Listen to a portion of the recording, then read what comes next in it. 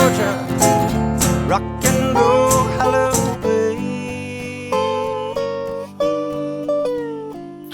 Hola, ¿qué tal? Y bienvenidos al 37º episodio de Pitches Salvajes Podcast, de la quinta temporada de Pitches Salvajes Podcast, el podcast de Pitches Salvajes, baseballmlb.com. No sabemos si va a ser el último programa de la temporada, pero último o penúltimo programa de la temporada, en el que, bueno, tendríamos que haber grabado la semana pasada el triunfo de Los Ángeles Dodgers en las World Series, pero bueno, no se dio el caso. Pero vamos a retomar, ¿no?, la dicha del podcast en esta semana. Bueno, pues yo estoy en Madrid, por ejemplo, o sea que hemos tenido ahí un poco de movimiento y nada, vamos a hablar de los Dodgers, de estos dos últimos partidos, sexto y séptimo partido de las World Series, que tuvieron un poco de todo, no nos vamos a engañar. Y con, bueno, los problemas de Manuel Clase, ¿no?, con la justicia, también, pues bueno, ahora el comienzo de la agencia libre con las qualifying offers y con los jugadores de Japón ofreciéndose a jugar en la MLB en estas ventanas, ¿no?, de 45 días para poder negociar sus contratos. Teníamos hoy a Fernando Díaz, pero se ha tenido que ausentar por motivos de salud, pero vamos a continuar el podcast porque si no tenemos la semana para todo. Con John Molinero, ¿qué tal? Muy buenas. ¿Qué tal andamos? Felicidades a toda la parroquia dodgeriana angelina, que sabemos que son abundantes y bueno, segundo título consecutivo, primera vez ya lo dijimos creo en el último programa, no sé si es 15, 16 años que no se repetía título. 24, desde el 2000. Desde el 2000 más incluso, pues enhorabuena en ese sentido. Desde luego, reiterar lo que he estado leyendo y oyendo en todas partes, ¿no? Unas series mundiales sensacionales que han tenido, como tú decías, de todo, que se han decidido por milímetros al final y que, bueno, por lo menos lo hemos podido disfrutar. Sí, no estará muy contento Sergi con el resultado, ¿qué tal? Pero bueno, con el espectáculo yo creo que sí, ¿no? Sí, yo creo que hemos hecho bien en hacer el podcast no tan reciente, porque así ya me ha dado tiempo un poco a procesar lo que fueron las emociones de ese Game 6 y Game 7, que tuvo de todo, como habéis dicho, pero al final ganaron los dos partidos el mismo. O sea, fueron dos partidos donde pudieron pasar cualquier cosa, pero con el pequeño detalle que los dos lo ganaron los Dodgers y justo todo el rato cayó la pelotita del lado de Los Ángeles. Así que felicidades para el equipo angelino, como decir, repite título después de un porrón de años. Y bueno, yo creo que todo el mundo que ha visto las World Series, todo el mundo las ha visto, da igual en directo que repetidas y tal, puede estar de acuerdo que ha sido la mejor World Series de los últimos años con diferencia, que han sido también muy vistas en tema de audiencia en Estados Unidos, en Canadá, etcétera, y que esperemos que todos los años sean así. Lo que pasa es que, claro, aquí para el resto de los equipos está muy bien, pero hay un equipo que sobre todo sale muy identificado, son los Blue Jays, que al final no te digo que no vayan a llegar nunca, pero tan cerca ya os digo yo que nunca lo van a tener. Bueno, la verdad es que, John, un sexto y séptimo partido de las World Series, que bueno, Yamamoto como estrella absoluta de todo lo que aconteció, pero sacaba Jason Stark el otro día un artículo en The Athletic y hablaba de que, bueno, igual son las mejores World Series, el Game 7 igual es el mejor de la historia, simplemente porque tuvo de todo, y es literal. Sí, o sea, tuvo de todo, un partido apretadísimo, perdón, un partido apretadísimo, alternancias en el marcador, empates in extremis prácticamente la novena entrada para ir a extras, entradas extra, jugadas de estas de verdad que solo pueden pasar en el béisbol, la pelota esa que se queda enganchada en la parte de la baja de la pared, sí, con el outfield, que de 6 millones de centímetros cuadrados que puede tener el estadio, justo va a ese sitio, se queda enganchado. Si va un milímetro más para arriba, más para abajo, rebota y probablemente se hubiesen puesto por delante los Blue Jays, se queda ahí enganchado, solo pueden avanzar 2 bases, acaba siendo una ground rule double, eso impide que luego anoten, sí, la jugada esta de Kainer Falefa, ¿no? Corriendo desde tercera, que sí, arranca, no arranca, al final le eliminan en el plate, de todo, apariciones estelares de lanzadores, es que, no sé, al final pasó de todo en el partido y yo creo que para ver como espectador neutral, desde luego han sido unas series tremendamente divertidas todas y pues con la guinda del séptimo partido. Y bueno, vamos a repasar así brevemente porque bueno, ya han pasado unos días. 10 para ser en concreto sexto y séptimo partido de las World Series. Pero bueno, Sergi, un partido otra vez con Yamamoto abriendo, 6 entradas, 1 carrera, 5 hits esta vez, un poco más, digamos, cuestionado por los Toronto Blue Jays contra Kevin Gausman, que hizo pues un partido de 6 entradas también, con 3 carreras, 3 hits y 2 bases por bolas, 8 strikeouts. Sí que, bueno, este partido se decidió pues, medianamente pronto, digamos. La parte alta todas las carreras se dieron en la tercera entrada. Un doble de Will Smith con Tony Edman y Ohtani en bases que anota el primero. Después un single de Mookie Betts que hace que Ohtani y Will Smith anoten. Y bueno, la carrera de los Blue Jays que vieron en un bateo de George Springer que Addison Barker termina en base. La verdad es que un partido que no tuvo mucho más, entre muchas comillas, ¿no? De anotación, pero que después tuvo, o sea, pasaron absolutamente de todo, ¿no? Bueno, de todo. Es que hasta lo que decía yo, ¿no? Es el momento este del ground round double, ¿no? Del ground round double y tal, que bueno, es que no tiene, que casi que no tiene sentido, ¿no? Me parece este partido como el tapado de las World Series, como Bélgica, que es el tapado siempre en torneos internacionales, pues aquí el partido tapado de estas World Series. Pero este es de verdad, ¿no? Sí, me verdad, porque fue un partido que tú, hasta la novena entrada, no tiene mucho. O sea, es un partido muy dominado por los pitchers, sobre todo por Yamamoto, que otra vez pues vuelve a dominar el partido, como lleva haciendo todos los playoffs, y con Gausman muy correcto, donde en una tercera entrada con bases llenas Mookie Betts mete 2 carreras más, o sea, mete un RBI doble, o sea, tampoco, quitando eso, hasta la novena entrada no pasa nada. Pero llega la famosa novena entrada, los Dodgers meten a Sasaki para cerrar el partido, y no es que no lo cierre, es que llena las bases con un out. ¿Y qué hacen los Dodgers? Meten al titular del día siguiente y va a ser Glasnow, entra al partido.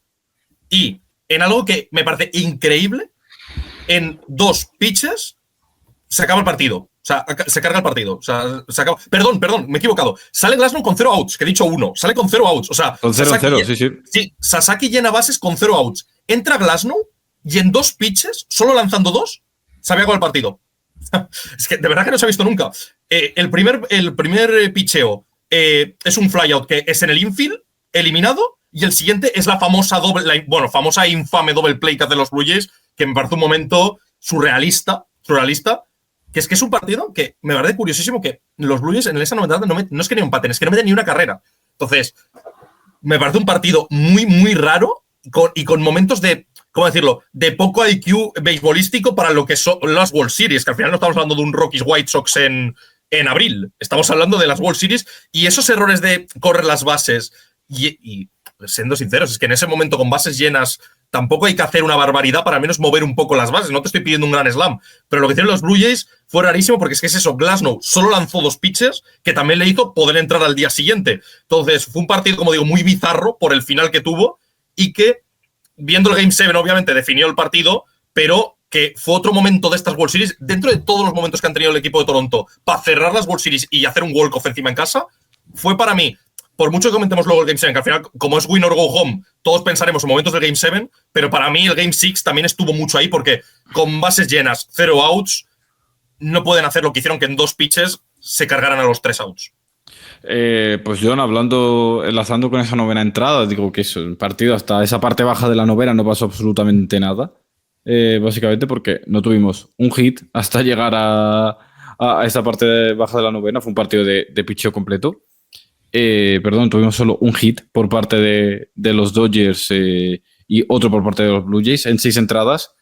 El momento de bajo IQ que tuvieron los Blue Jays, ¿no? Los Toronto Blue Jays con esa double play al final, pero todo lo contrario, por ejemplo, con Hernández, ¿no? Con Kike Hernández y con Miguel Rojas, vio Miguel Rojas, ¿no? Creo que fue Miguel Rojas y Kike Hernández que ven la pelota ahí en la valla y le dicen no la toques sí. a Ding. Sí. O sea, fue un momento pues, definitorio evidentemente de las World Series por lo que significaba evidentemente por poder empatar el partido de los Blue Jays, pero ahí en esos pequeños detalles pues se impusieron los Dodgers en este sexto partido. Sí, es que es esas pequeñas cosas que yo había dicho antes por error que esta jugada había sido en el séptimo, había sido en el sexto, en la novena del sexto, pero decía aquí Discrepín en los comentarios que Toronto hizo de todo menos cerrar los partidos, ¿no? Que los igualados fueron para los Dodgers y es en estos pequeños detalles, esa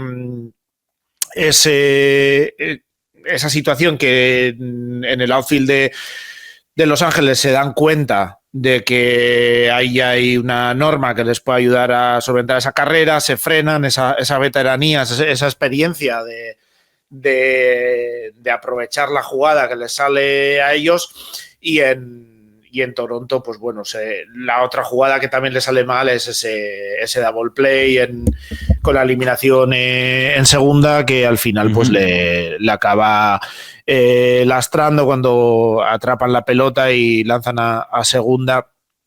Y bueno, pues pequeños detalles que yo creo que al final son los que han marcado el partido. Ha habido grandes actuaciones, el partido, las series, ha habido grandes actuaciones como las de Yamamoto y demás, pero al final ha estado todo tan apretado, todos los partidos tan ajustados, los dos equipos han tenido opciones y se ha decidido por milímetros, como decía antes, ¿no? Por este tipo de jugadas que en este caso además tienes segunda y tercera me parece que con un eliminado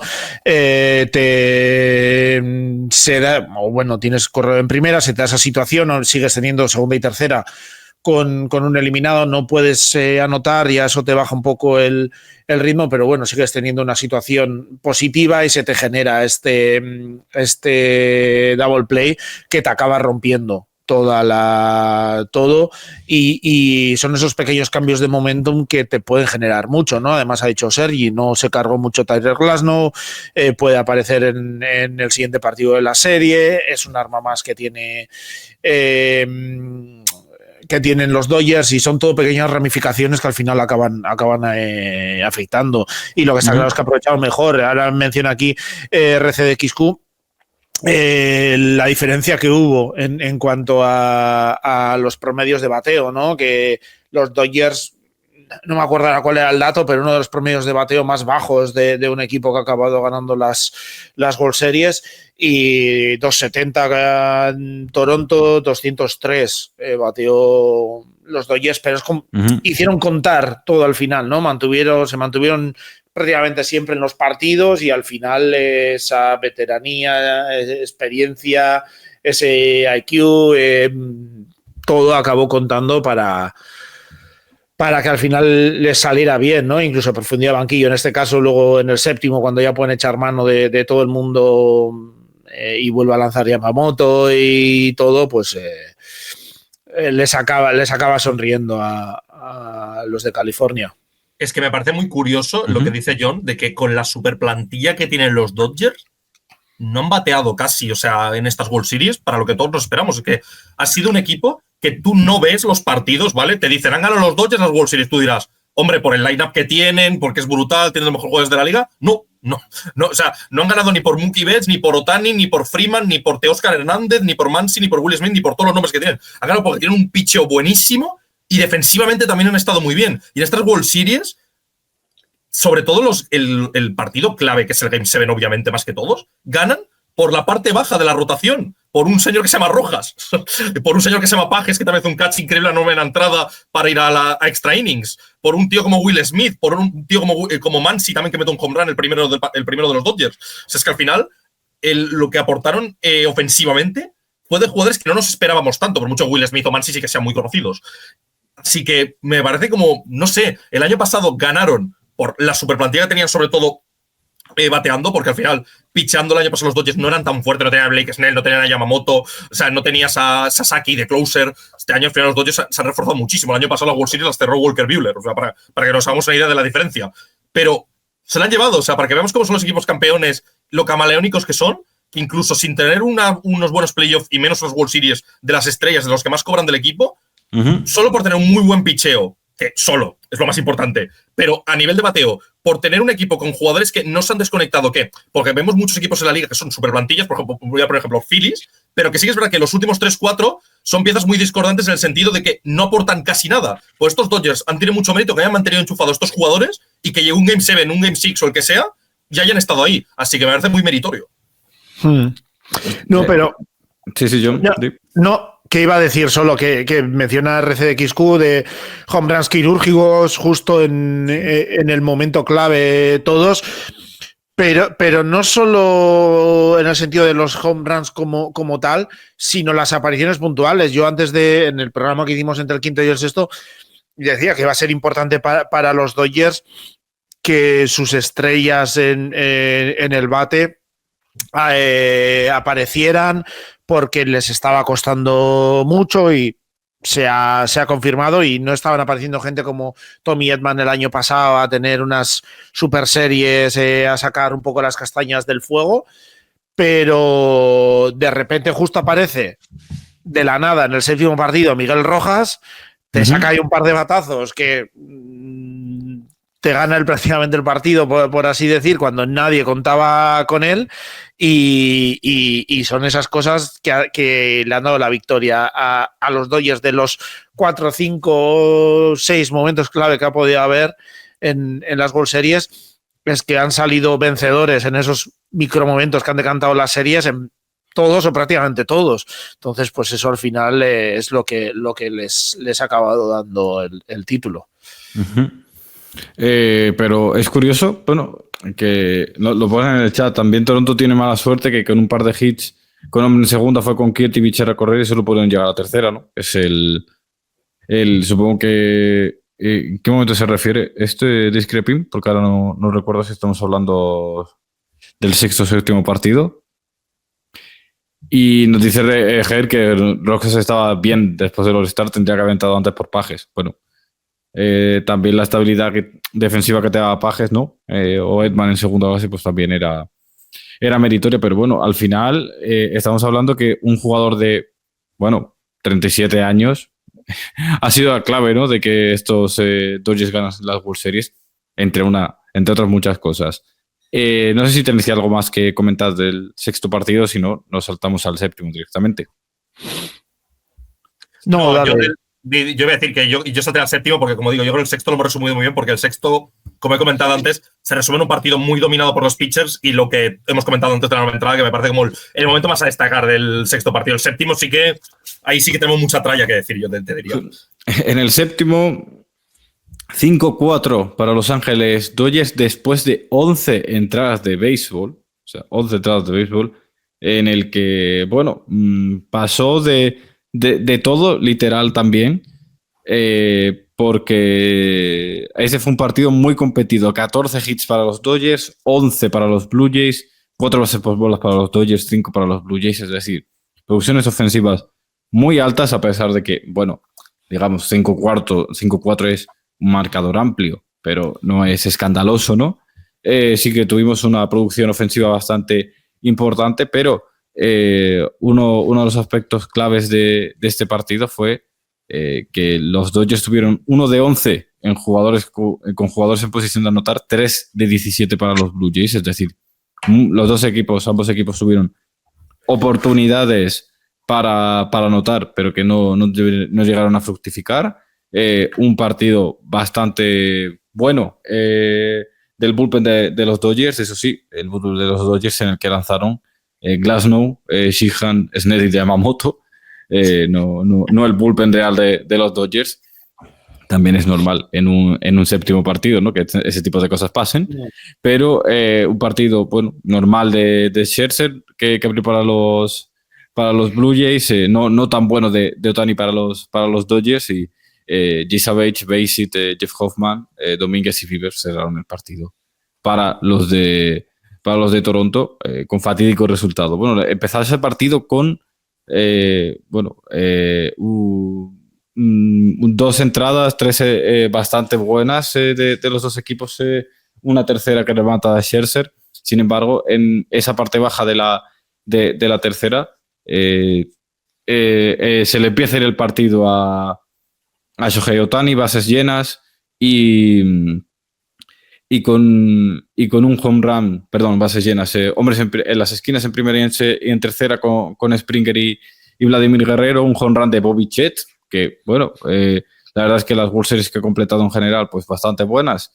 Ponían el tercero en el marcador, un doble de Will Smith y un single después de Freddie Freeman ponía al catcher de los Dodgers en tercera, un sac fly de Teoscar Hernández le daba la primera carrera.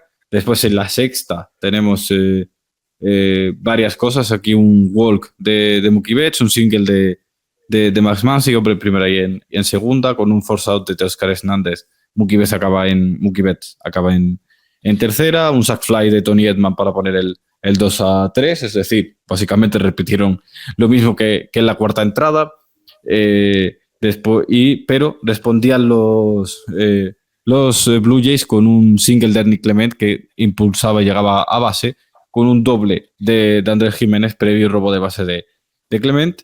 Y llegamos a la parte importante del partido con un 2-4 para los Blue Jays, que respondía Max Muncy en la octava con un home run solitario para poner el 3-2, con un out en la parte baja de la novena. Miguel Rojas empata el partido para poner el 4-4. Tienen dos jugadores en base los Blue Jays en la parte baja de la novena, pero un force out que acaba en double play y un flight out acaba esta parte baja de la novena para los Toronto Blue Jays. Tenemos el extra inning y un home run de Will Smith en la parte alta de la undécima pone el 5-4 para los Dodgers. Tenemos a Vladimir Guerrero con un doble, un sac bunt de Isaiah Kiner-Falefa que lo pone en tercera base.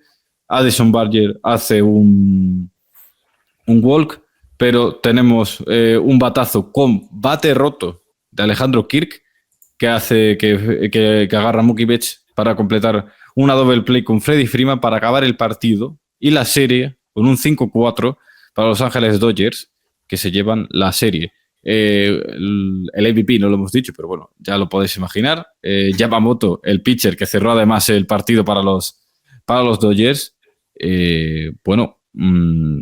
John, partido espectacular. Remontaron 3 carreras los Dodgers 2 veces, porque se ponen 0-3 y después 1-4. Acaba el partido 5-4 para lo de Los Ángeles. Lo tuvimos absolutamente todo. Es más, primera vez en mucho tiempo que un partido de las World Series acaba lo que se llama un golden pitch, ¿no? Que si con un single, pues igual hubieran anotado los 2 carreras, con algo más de impulso, hubieran anotado un par de carreras los Blue Jays para ganar el partido, pero sin embargo se dio esa double play para acabar la serie y ganar los Dodgers el campeonato. Sí, la verdad que hubo de todo. Todo ajustadísimo. Ya habéis comentado la situación que era primera y tercera, con un eliminado en ese último lanzamiento. Yamamoto, supongo que ya agotado totalmente después de una 10ª entrada muy buena. Aquí sí que permite gente en bases, permite doble, permite walk, pero consigue escapar con ese lanzamiento. Double play, justo lo que necesitaba. Otra vez le sale a los Dodgers todo, ¿no? En el momento exacto en el que lo necesitan, lo consiguen. Pero sí, un partido que ya lo comentábamos, que si llegaba al séptimo ya iba a ser todo lo que hiciese falta se iba a lanzar, sobre todo en cuanto a pitchers. Iba a dar igual descansos, no descansos, la necesidad iba a estar ahí, sobre todo en dos equipos que venían con dudas en los bullpen, pues iban a echar mano de estrellas, pues Snell, Yamamoto, Glasnow. En los Dodgers lanzó Robelski, que también había lanzado el partido anterior, lanzó Michigan, pero las estrellas es de las que iba a echar mano. En Toronto también, pues Bassitt, Savage, Hoffman, un poco Shane Bieber, que es el que permite el home run de Will Smith en la alta de la 11ª, también intentando aportar todo, y al final pues es que es lo que venimos diciendo, ¿no? Se decide por cosas pequeñas. Toronto hace las cosas muy bien, jugadores con un rendimiento enorme, Bobby Shett, que venía incluso de lesión, pero lo hace muy bien. Ernie Clement creo que ha batido el récord de hits en unas series mundiales, si no me equivoco, haciendo una labor sensacional. Es que ha estado todo tan apretado que al final se ha decidido por detalles, pero sí, todo el mundo intentando sacar todo lo posible de lo que tenía. Ohtani pues quizás pinchando un poco más al principio, esa ventaja de Toronto, pero no se rinde en ningún caso. Los Dodgers consiguen esos 3 home runs para irse metiendo en el partido, luego para ganar en entradas extra, y al final, pues bueno, se acaban llevando el partido con un esfuerzo, yo creo, sobrehumano de Yamamoto, y con un trabajo genial de todas las piezas. Sergi, hablando de Yamamoto y enlazándolo, alguien que no ve mucho béisbol, pero que se ha enganchado a estas World Series, creo que ha sido un buen momento, ¿no? Desde luego. Me decía, si sale Yamamoto, ganan los Dodgers. Y le digo, no va a salir. Que sí, que va a salir, no sé qué. Digo, te voy a decir una cosa, si hay extra inning, sale, si no, no. O sea, que píldora de conocimiento que él me dio a mí y que yo le di a él, aquí mutua. Pero sí es verdad que parecía que después de ese esfuerzo titánico en el 6º partido, ¿no? 90 y tantos, casi 100 lanzamientos de Yamamoto, sin descanso, lanzarse 34 al día siguiente para cerrar las World Series. Es verdad que, bueno, pues con alguna complicación que otra, que es evidente que bueno, es lo que hay, viendo el cansancio y la situación en sí. La verdad es que un partido de Yamamoto en el que, bueno, pues resuelve la situación a la perfección, se lleva el MVP, pero un esfuerzo muy coral de todos los Dodgers, de que después de esas 2 entradas y 1/3 de Ohtani, en el resto casi 9 entradas, 8 y 2/3, solo una carrera limpia para los Blue Jays, que bueno, limitaron bastante a los Dodgers, pero no puede ser.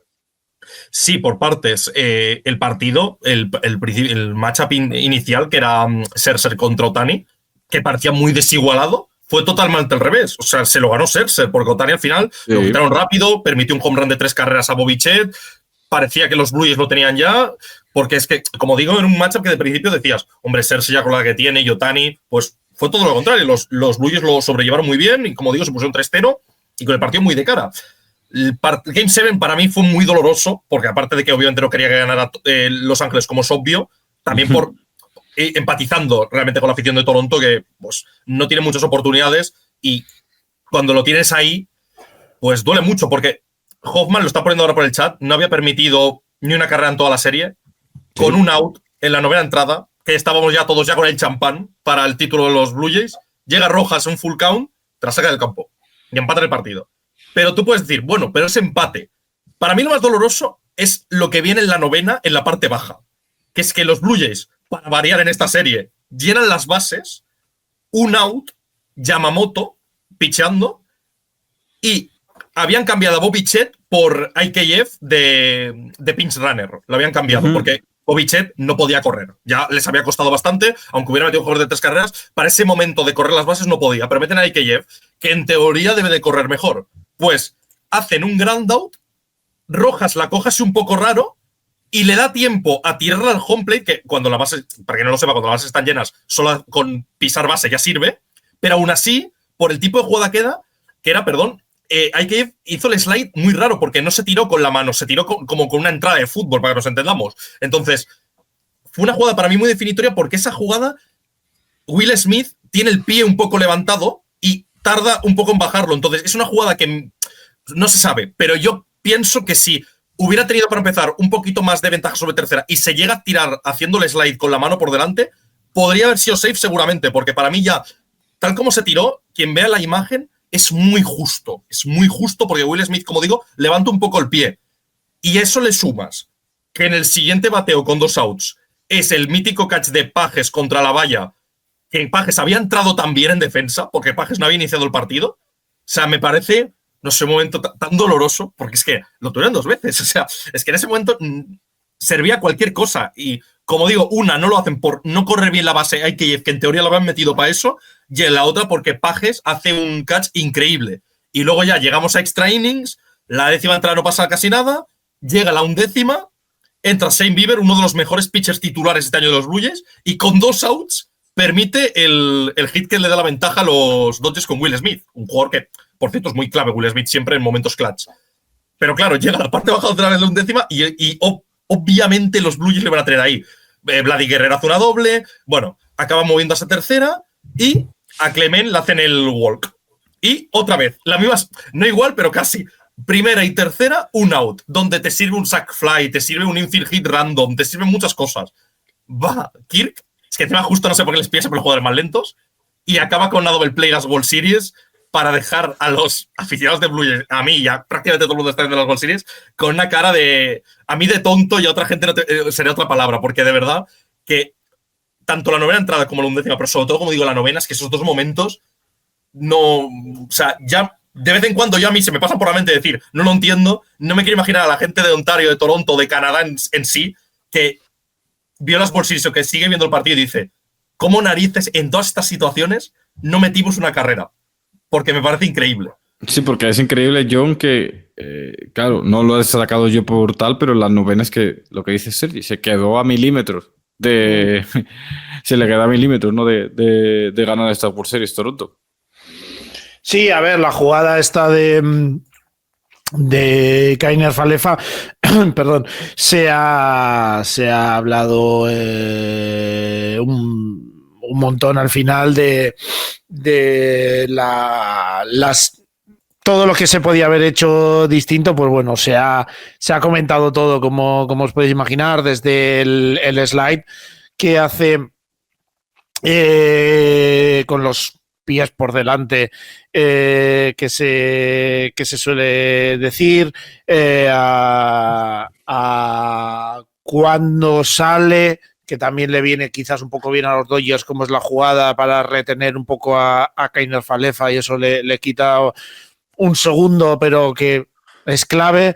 Y luego también se ha hablado mucho, que lo están comentando aquí también en los comentarios, la posición de salida de Kiner Falefa, que es más retrasada, con menos lead, que le llaman en inglés, sí, el espacio entre las bases. Sí, lo que avanzan respecto a la base en la que oficialmente están es más corto de lo que quizás se podría hacer.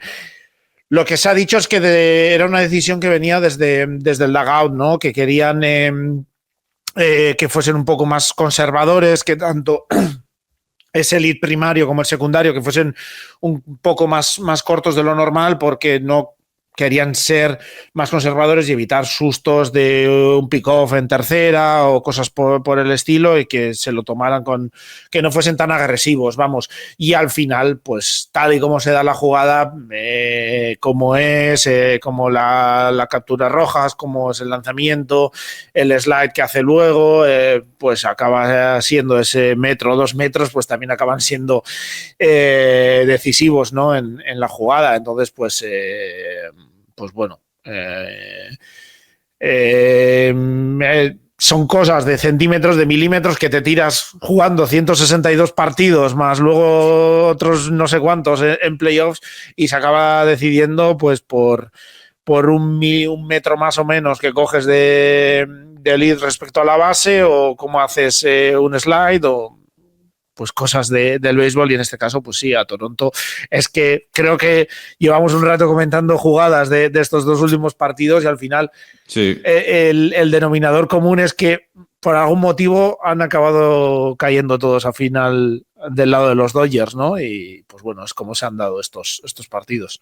Parece un poco de magia negra, es verdad, porque llevamos comentando todo y digo, ostras, es que ¿cómo puede ser que vamos comentando situaciones de todos los partidos y ninguna los Blue Jays? Es que parece que aunque el pitcher tirara un pitch a 1 milla por hora, o sea, no le iban a dar, o sea, o iban a hacer una double play y iba a pasar algo raro. Es que es unas situaciones tan raras. Y solo comentando una cosa rápida de lo de AKF, yo creo que lo que más se critica, quitando que sí que es verdad que se ha criticado mucho los extra steps estos que hace entre las bases, que es verdad que está muy atrasado, yo lo que más le critico, en mi opinión, es que si llega safe, ganas la World Series, no vaya con más ímpetu, o sea, no lo deje todo, o sea, lo de tirarse con los pies por delante yo no lo entiendo. Yo es que ahí yo me espero que el jugador se deje el físico, se tire contra el home plate, y que si llega a hacer así, por lo que pasó con Will Smith, como digo, que levanta un poquito el pie, seguramente a lo mejor el equipo de Toronto no tendrá las World Series. Yo lo que más le critico es eso, como un poquito de falta de esfuerzo, de sale solo para correr las bases porque Bobichet no puede, y en el momento que,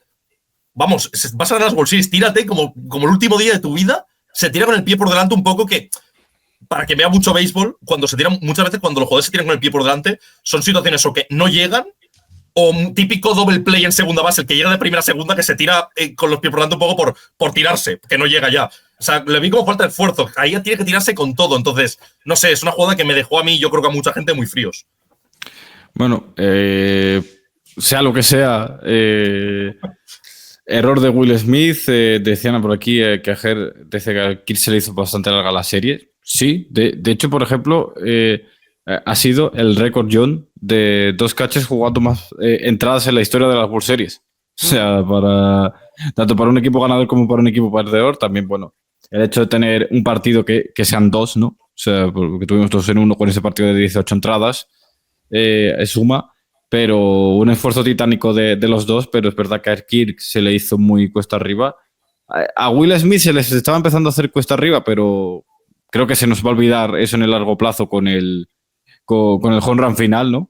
Pero sí que bueno, esfuerzo conmiable, ¿no? De los dos catchers. Sí, a ver, yo creo que de todos en general, pero al final los catchers ya sabemos cómo es la situación, lo duro que es la posición, estar tanto tiempo agachado a la vez pensando el plan de partido, los lanzamientos, atento a todas las bases. Es muy complicado mentalmente, muy complicado físicamente, y gran trabajo los dos. Y bueno, pues final te puede afectar más a unos o a otros. Pues Kirk quizás también venía de haber jugado en las series anteriores algo más partidos, sí. El físico también, quiero decir, el cuerpo de cada uno también es distinto, y al final pues te acaba pesando un poco más o menos.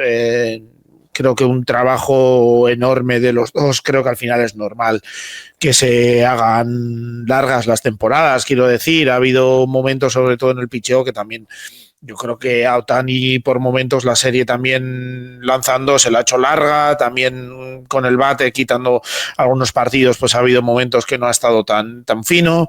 Pues bueno, a todos, y es que es normal, y llega un momento que es un poco supervivencia, ¿no? El componente de poder sobrevivir pues también es importante, pero sí, un gran trabajo de los dos, yo creo.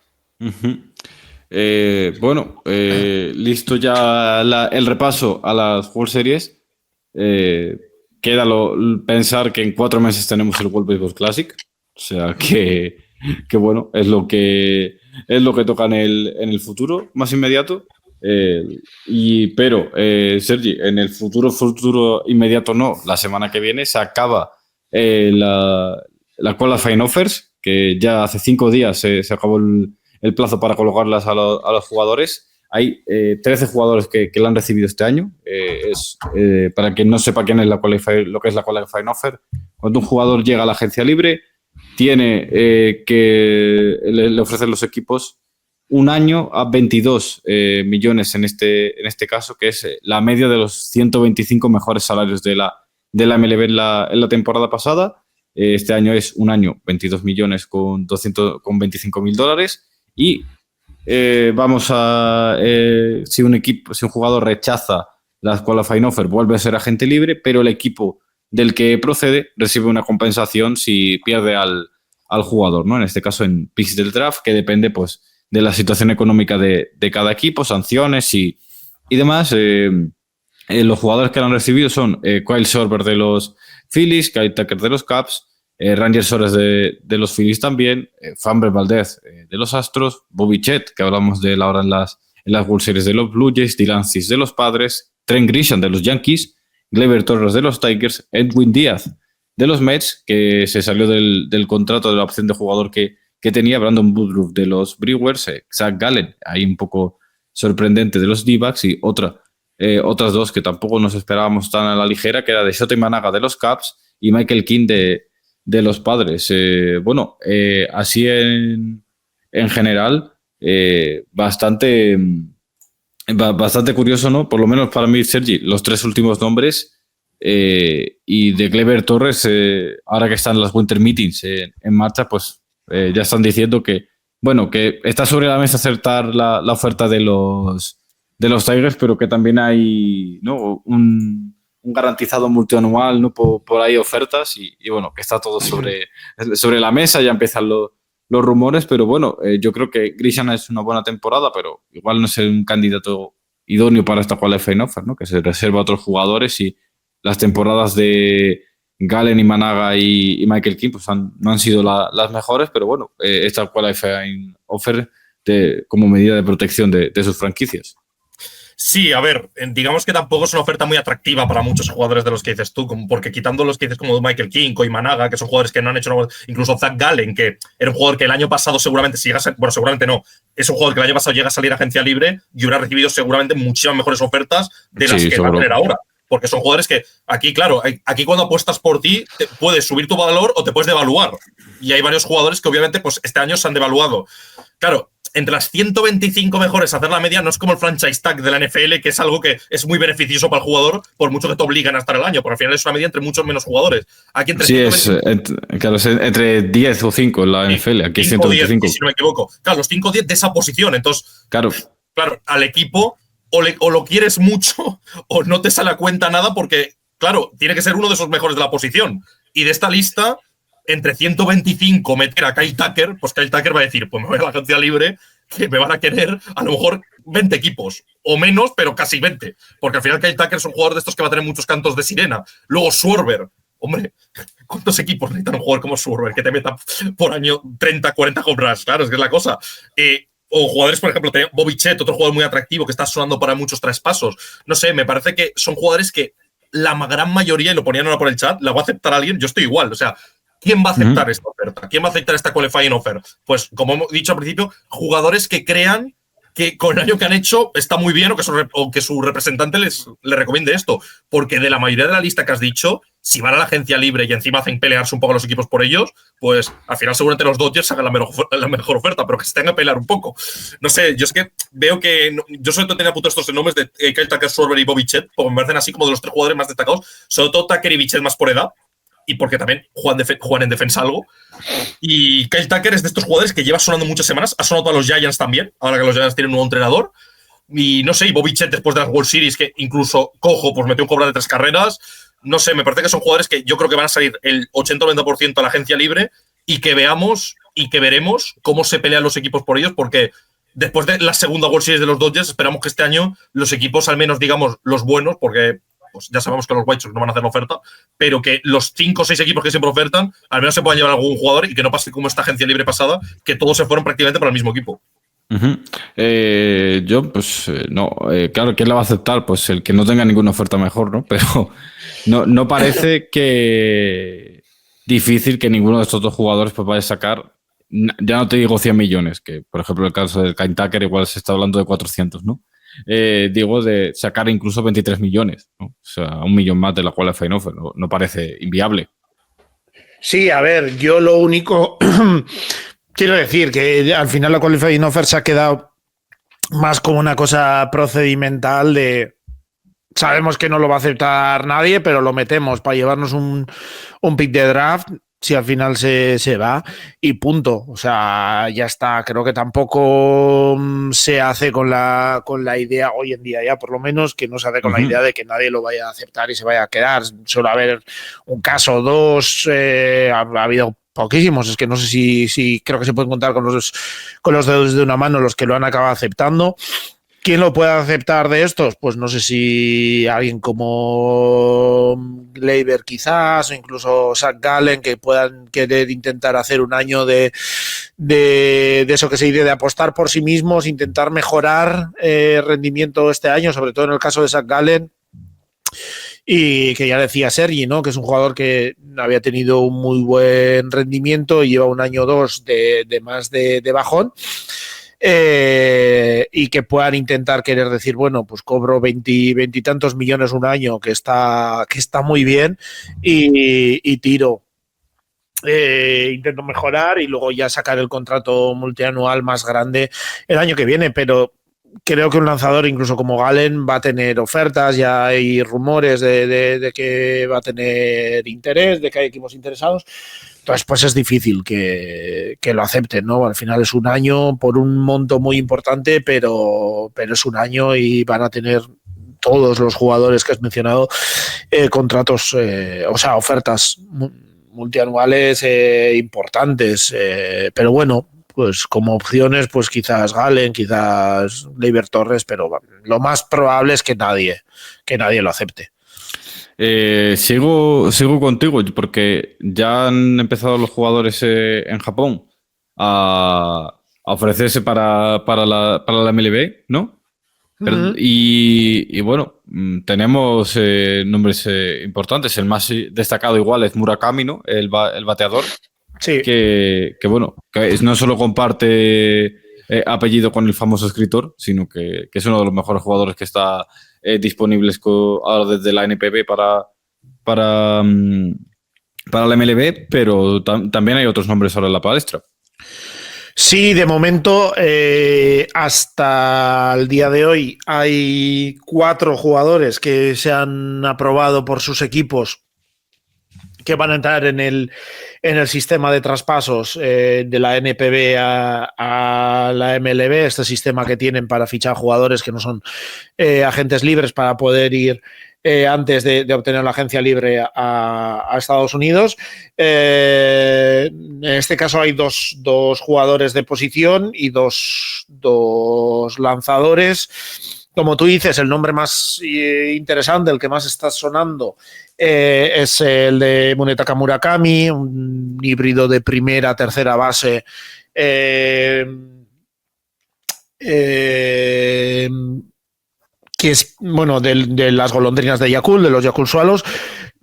Típico perfil de jugador de mucho poder de bateo, ha sido uno de los grandes bateadores de poder de la MLB, de la NPB en los últimos años, un jugador muy importante también con la selección de Japón, que lleva tiempo ya de hecho sonando que podía ir.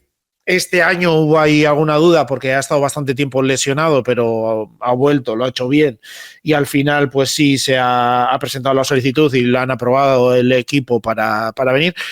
Está empezando a haber ciertas dudas de que quizás es pues en la defensa no está muy bien, de que puedo tener mucho swing and miss, tal. A mí me recuerda un poco al perfil, un poco quizás Pete Alonso, en ese estilo. De hecho, había sonado bastante para los Mets en el caso de que Pete Alonso al final se vaya. Y bueno, seguramente el nombre más importante. Luego está Kazuma Okamoto, otro infielder algo mayor, ya 29 años, más también con bastante poder de bateo, pero también con una capacidad de bateo de promedio un poco más alta, una de las estrellas de la liga en los últimos años, que seguro que va a generar también interés. Y luego dos abridores, dos lanzadores, con Takahashi, Tatsuya Imai. Sobre todo el que parece más interesante es este segundo, Tatsuya Imai, que ya está sonando para bastantes equipos. Creo que ha tenido un ERA por debajo de 2 esta temporada en la NPB, mejor que el de Kona Takahashi. Y bueno, de hecho, hoy leía que en las primeras proyecciones incluso se espera que Imai pueda sacar un contrato mayor que el de Murakami. Uh-huh. Veremos en qué queda, pero lo que está claro es que la vía NPB MLB se ha abierto las puertas totalmente, la veda, ¿no? que los jugadores japoneses ahora mismo son un bien muy preciado, que los jugadores vemos, obviamente hay diferencias, ¿no? Pero que el éxito cada vez está siendo mayor, la adaptación cada vez está siendo mejor de los jugadores y que es una puerta o una fuente de talento que los equipos cada vez ven con mejores ojos y los jugadores en la NPB lo saben y cada vez antes y con más ganas se les ve queriendo dar el salto a través del Pacífico. Uh-huh. Vamos a cerrar el podcast de hoy, que vamos a hacerlo cortito, o sea, no hay mucho tema de momento, aunque ya empezamos a tener los rookies del año y tal, posiblemente hagamos un podcast hablando de esto, Sergi, pero bueno, la noticia gorda que tenemos de esos últimos 2 días, que los pitchers Emmanuel Clase y Luis Ortiz pues han sido ya acusados formalmente en una corte en Brooklyn, en Nueva York, por el caso que les tiene apartado desde julio por alterar la competición a través de apuestas. Lo que ya sí sabemos es que bueno, pues Ortiz está detenido, que Manuel Clase está fuera del país, pero de Estados Unidos, ¿no? Pero controlado, y que se enfrentan ambos a 65 años de prisión, que vamos a resumir de cada cargo un poco, porque les piden 20 años por conspiración para cometer un fraude, 20 años por alterar la honestidad de un producto o un servicio, que por lo visto es un delito en Estados Unidos así tipificado, 20 años por una conspiración para lavar dinero y 5 años por dejarse recibir sobornos para adulterar una competición deportiva.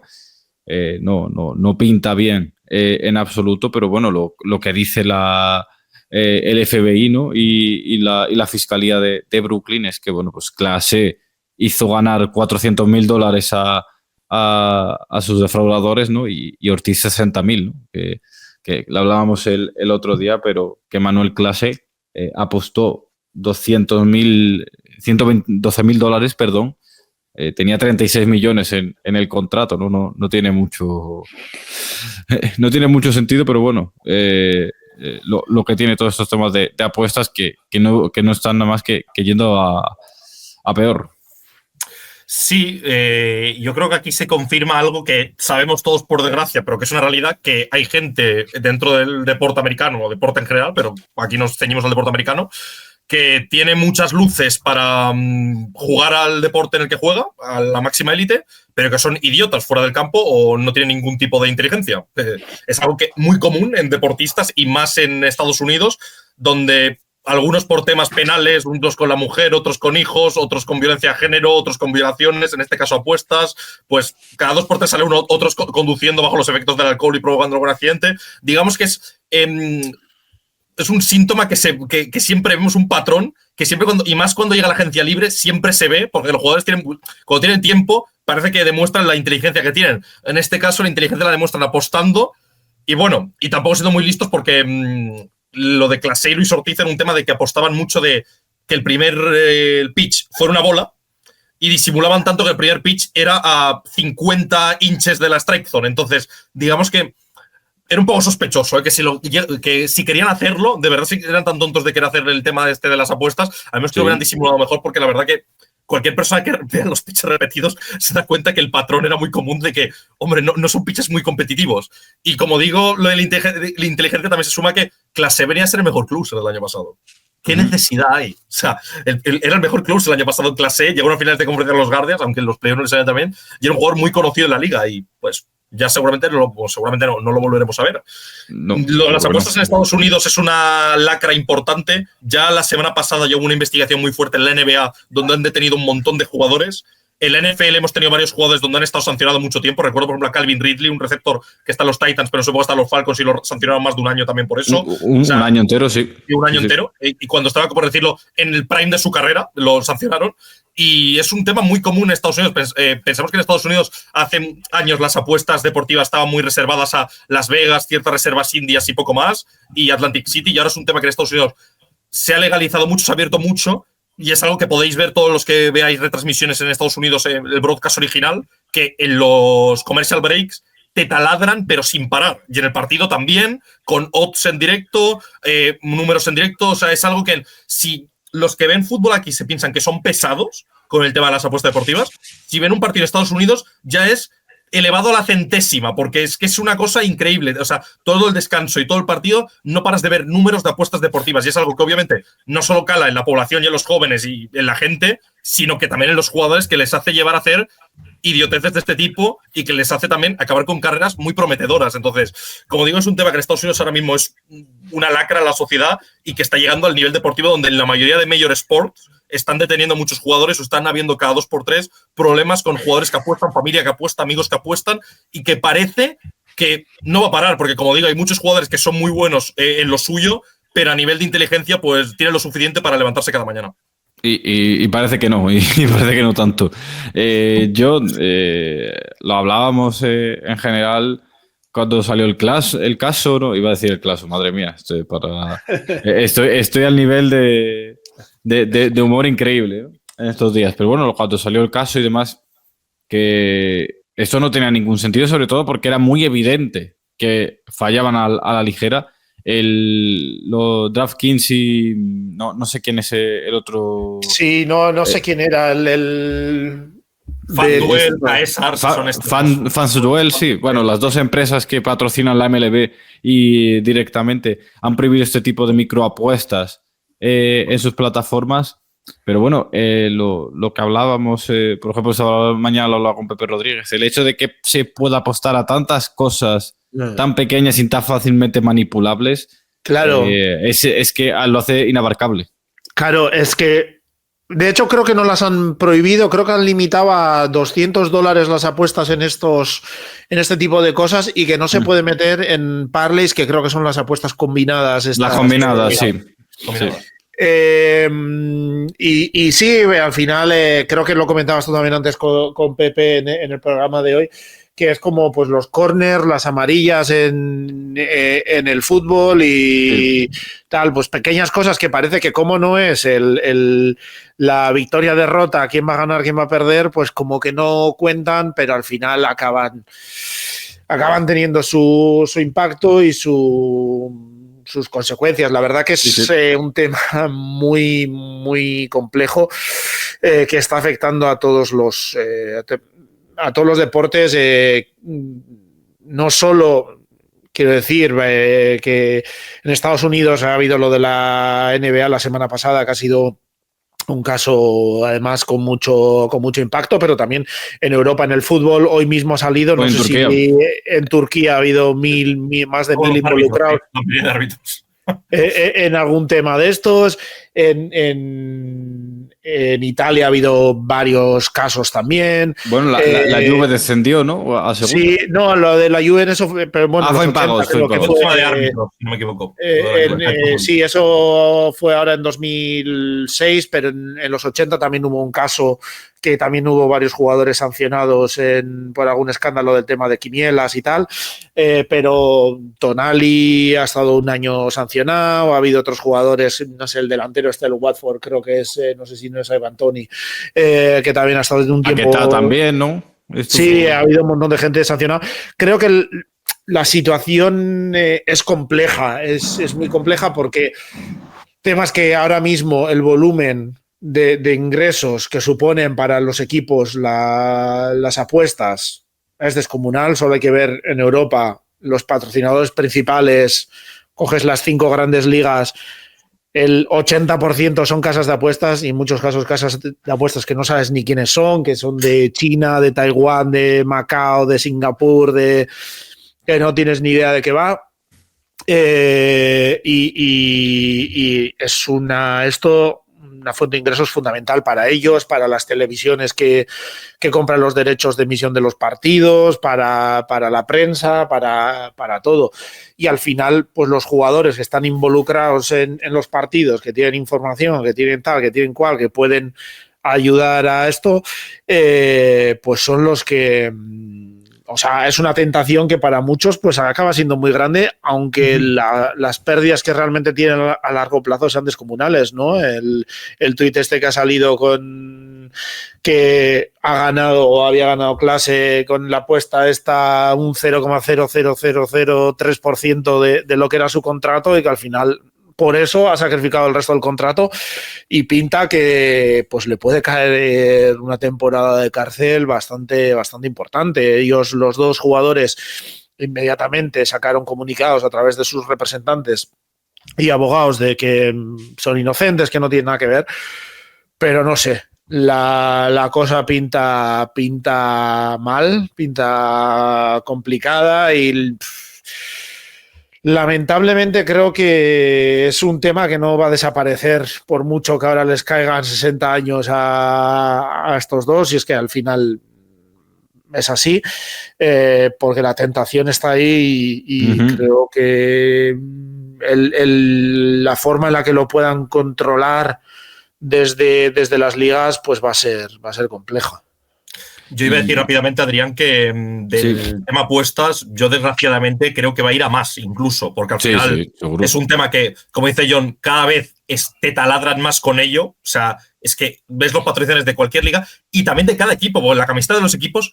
O sea, ahora mismo tienes que pensar qué equipos no les patrocina una casa de apuestas, sino a qué equipo no le patrocina una casa de apuestas, porque la mayoría de equipos, si no es en el, ¿cómo decirlo?, en el frente de la equipación, aunque sea en el lado en la manga, les patrocina alguna casa de apuestas, que es increíble. Ya las ligas, los anuncios son en cualquier deporte el 90% apuestas y en Estados Unidos algo de comida rápida también para fomentar la buena salud. Pero, o sea, el resto, quitando eso, o sea, es que son todos los malos hábitos que pueden haber, te lo promueven. Y esto, si ya pasa en la sociedad, que yo por poner una anécdota, yo cuando vi un partido, he visto 2 partidos en el campo de los Giants, uno de los 2 partidos, recuerdo tener a chavales de 18, 19 años detrás mío, y estaban todos hablando de parlays que tenían ellos, de combinadas que tenían ellos, del partido de los Giants. O sea, de ese partido tenían varios jugadores que tenían un hit, un RBI y tal. O sea, para que veamos que incluso en el campo yo tenía gente detrás ya que estaba apostando. Y algo que la gente puede ver sin tener que ir a Estados Unidos ni nada, que la gente se meta, por ejemplo, típico partido random de temporada regular que pierde un equipo de manera un poco dolorosa, que se metan en los comentarios. Hay más gente enfadada porque ha perdido una apuesta que del propio equipo que está enfadada porque ha perdido su equipo. O sea, es que esto que lo vean en los comentarios de Twitter porque es algo muy, muy, muy común. Te quiero decir, hay gente que se enfada con un jugador que tiene en el equipo fantasy con los colegas porque ha fallado un gol claro o no ha pegado un home run o no sé qué. Imagínate para el que haya dinero por medio. 200, 500, $1,000 o 1.000 euros. Y yo creo que para acabar, es que es un tema que, como decís, da para mucho el tema de las apuestas, pero es algo que desgraciadamente va a seguir, porque al final es juego. O sea, no quiero hacer la comparación, pero la puedo hacer perfectamente, pero porque es un tema más profundo. Esto es como la prostitución, puede estar mal, pero es algo inherente al ser humano que haya gente capaz de pagar por estas cosas. Pues el juego va igual. Hay gente que el azar siempre va a estar ahí para mucha gente y es algo que no lo puedes quitar. Lo puedes regular, pero no lo puedes quitar porque sí, de verdad va a haber gente que lo va a consumir. La cosa es que tampoco se está regulando nada. Ese es el problema actual. Se ha dejado que escampe por todo el deporte y ahora mismo tienes casas de apuestas hasta para dormir. Entonces, claro, si a cualquier persona en su casa que no tiene un duro ya le puede hacer caer de sacar el dinero, vete a saber tú de dónde, imagínate un deportista que tiene pocas luces y que es millonario. Pues algunos pues caen en la tentación. Y pasa mucho, y pasa en otros deportes. Así que a 2x3 tienes jugadores que dices, ¿qué necesidad tienes? Pues lo hacen. Porque, como digo, si lo hace un pobre desgraciado en su casa, ¿cómo no lo va a hacer un jugador millonario que, como digo, no es muy listo? Así que yo, para mí, va a ir mucho peor, porque cada vez hay más gente, cada vez las ligas mueven más dinero, cada vez en general nos movemos en cifras mucho más mayores y con mucho más público, porque cada vez las ligas, si os fijáis, prácticamente cada año tienen más espectadores, pues va a ir a peor. Y como no hay regulación, y en Estados Unidos menos, que es básicamente el capitalismo por bandera, pues sinceramente yo creo que en deportes americanos lo de las apuestas va a ir cada vez a peor y que cada año tendremos algún jugador de las grandes ligas e incluso estrellas, pues en la trena o fugados o vete a saber tú dónde. Pero sí, no, a ver, es que no hay más. Sí, esto, claro, yo ya por cerrar, pero mira, por ejemplo, nos decía RCX con algunas acciones en el West Ham, ya por mencionarlos, Paquetá precisamente. O sea, lleva 1 año y medio sin jugar por eso. Y claro,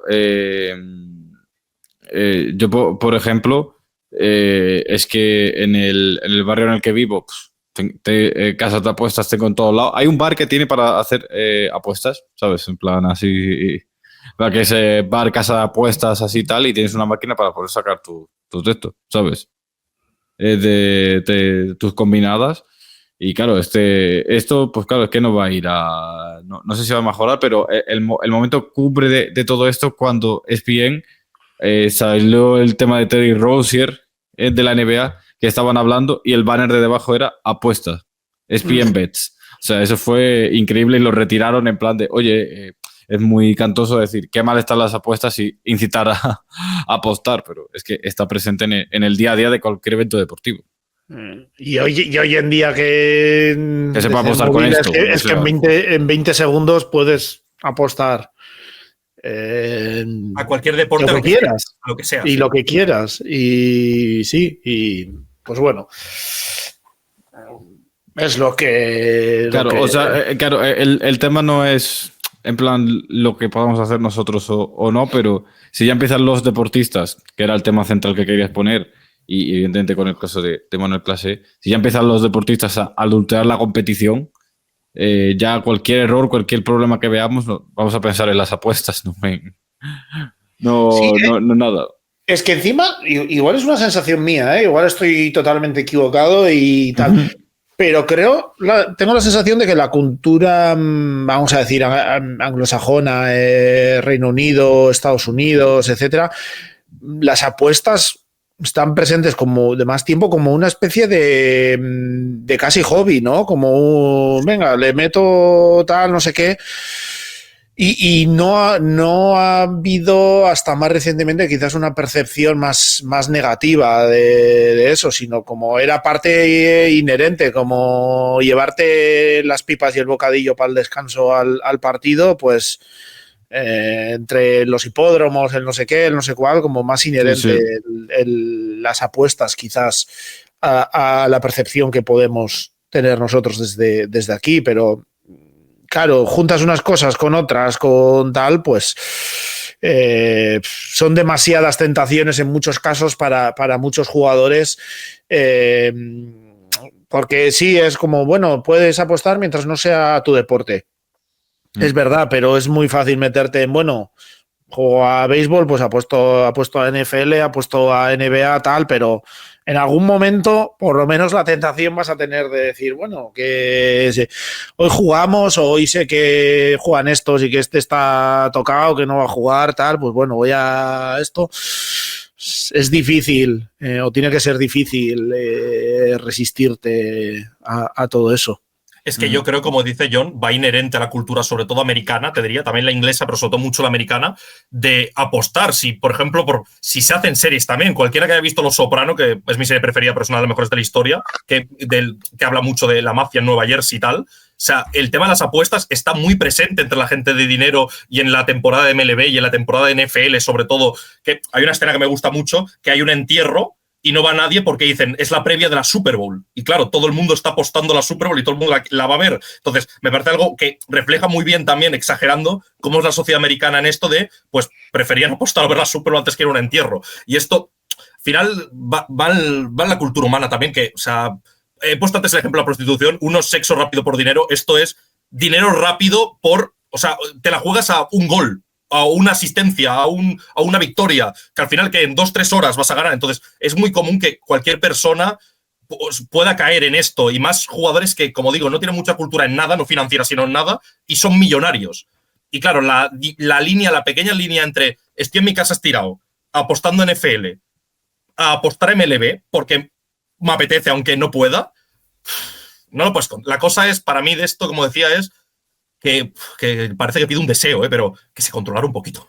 O sea, no lo puedes prohibir, porque a mí no me parece mal que alguien, si de verdad tiene dinero, pueda apostar a lo que quiera. O sea, nada más faltaría. La cosa es que, hombre, no lo promueves como si fuera, vamos, no sé, la panacea, que es lo que parece en la televisión americana y la televisión de aquí, que tienes las apuestas, que yo, por ejemplo, te pones un partido en NFL y la previa del partido, aparte de hablarte del partido, lo que me comentan son las odds de quién anotará más touchdowns o quién hará el primer touchdown o quién anotará más yardas, que esto pasa. Entonces, no sé, la cosa sería, yo creo, ocultarlo un poco y, pues, hablar de otras cosas y no tenerlo tan presente y no depender tanto económicamente de algo así. Bueno, ya cerramos por hoy. El que no sabemos si... Dice, a ver, ya vamos a leer el chat, que se puede apostar a tercera división y fútbol australiano, si quieres, y todo lo que deseas. Japonés. Sí. Y claro, que los equipos viajando a Las Vegas, pues sí, o sea, ya no hace falta viajar a Las Vegas para apostar, pero bueno, ya con equipos profesionales en Las Vegas ya increíble. Pero bueno, es lo que hay, es el deporte que tenemos. Vamos a ver cómo se desarrolla todo esto de Manuel Class y de Luis Ortiz, pero no pinta bien. Nada, presumiblemente penúltimo episodio de la temporada, tendremos que hablar de los premios individuales, que ya tenemos algunos, John, pero habrá que hablar cuando estemos todos, a ver qué tal. Y nada, Sergi, John, Rendón para adelante, que no lo hemos mencionado. No vamos a decir nada del West Ham, que va en racha positiva. Igual ya lo hemos gastado. Iba a decir el resultado. Lo bueno que tiene es que este fin de semana no van a perder, que ya es algo... Este fin de semana no van a perder porque es parón de selecciones. Bien. O sea que, oye, 3 semanas sin perder, justamente las 3 semanas en los que hemos hecho menos podcast. Bueno, que cada uno lo vea como quiera.